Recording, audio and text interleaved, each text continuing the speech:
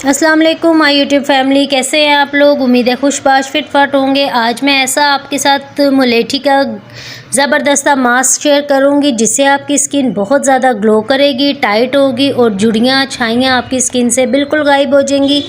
तो इसको बनाने के लिए आपने सबसे पहले क्या करना है, माँ बेटी के चैनल को सब्सक्राइब करना है, लाइक करना है, फॉलो करना है, शेयर करना है ताकि मज़ीद आने वाली जो मेरी नई वीडियोज़ है वो आप तक पहुँचें।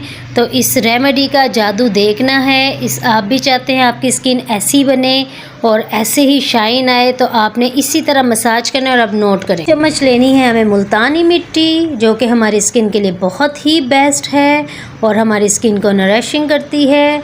और 1 चम्मच लेनी है हमें एलोवेरा जेल की, और एलोवेरा जेल जो हमारी स्किन के लिए बहुत ही ज़बरदस्त है, हमारी स्किन को बहुत अच्छा बनाता है और हमारी स्किन को सॉफ्ट करता है।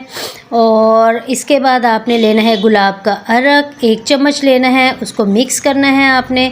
और मिक्स करने के बाद आपने ज़बरदस्त इसको मास्क बनाना है। मास्क बनाने के बाद आपने इसको मिक्स करने के बाद अपने फेस के ऊपर ऐसे लगाना है, अप्लाई करना है।